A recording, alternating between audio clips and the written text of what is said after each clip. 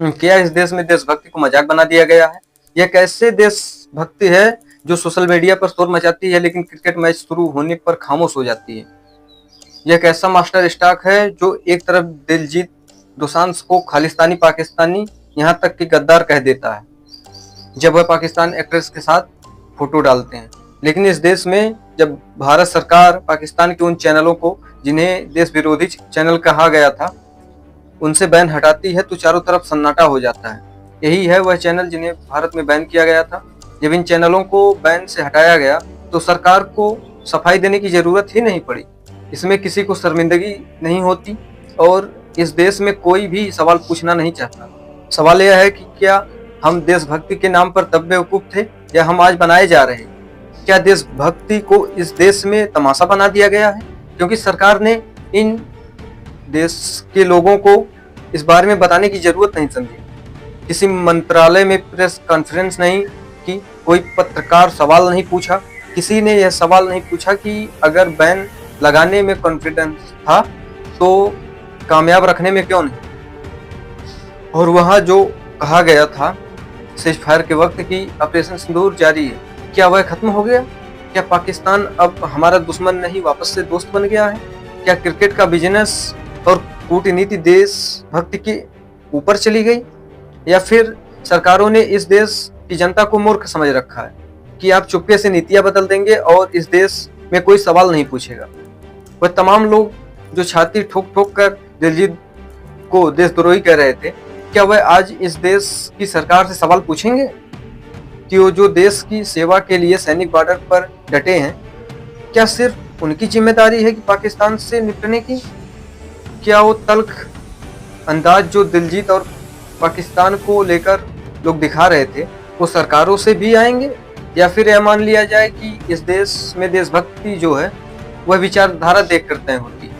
Cricket का पैसा पाकिस्तान से नफरत पर भारी पड़ गया है और ऐसे में सवाल यह भी कि क्या हम ऐसी सिलेक्टिव देशभक्ति कर रहे हैं जहां पर विचारधारा देखकर एक व्यक्ति को हम गद्दार कह देते हैं लेकिन जब पाकिस्तान को लेकर सरकार चुपके से नीतियां बदल देती है तो हम उसे मास्टर स्ट्रोक कहकर खामोश हो जाते हैं? सवाल यह है कि क्या आज वह भारतीय जिन्होंने डिजिटल स्ट्राइक के वक्त जोर शोर से आवाज उठाई थी आज वह सहज हो रहे हैं? क्या उन्हें शर्मिंदगी महसूस हो रही है? क्या यह हमारे देश के सैनिकों के बलिदान का अपमान नहीं है? या फिर देशभक्ति आज के दौर में सोशल मीडिया का सिर्फ ट्रेंड बनकर रह गई? सवाल बड़ा महत्वपूर्ण है और इस सवाल को समझने के लिए अप्रैल के महीने में चलते हैं। एक आतंकी अटैक होता है और कई लोग मारे जाते हैं। नाम पूछकर लोगों को मारा था।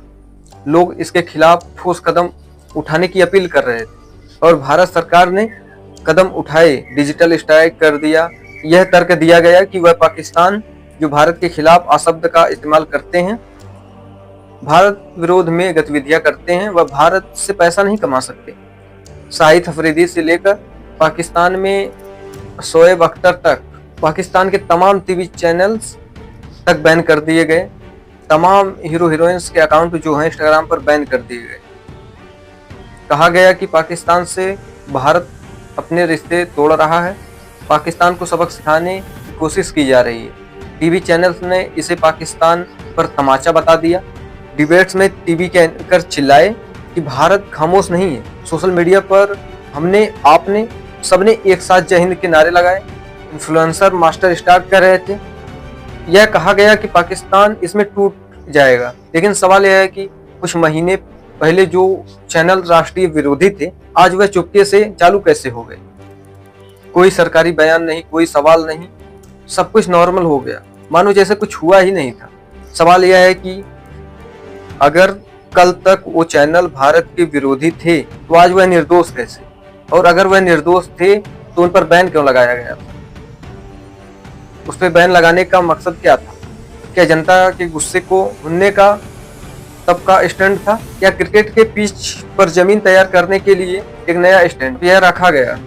क्या राष्ट्रवाद की भावना का भी इस्तेमाल कर लिया गया? सवाल यह है कि जवाबदेही कौन देगा?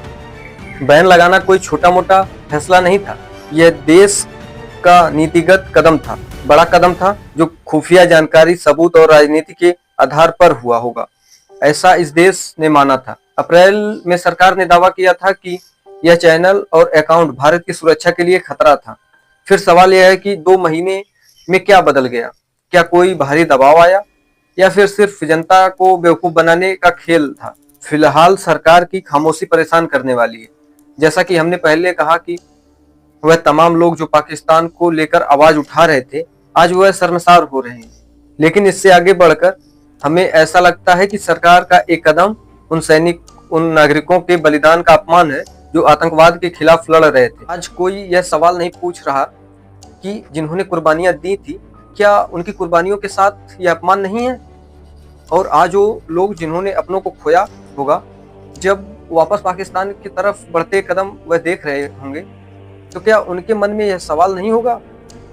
और क्या उनकी चुप्पी को हम दरकिनार पैसों की खनक के आगे कर देंगे? यह सारा माजरा जो है, यह पाकिस्तान से क्रिकेट को लेकर आ रहा है। खबर है कि एशिया कप में इंडिया और पाकिस्तान के बीच में मैच हो सकता है।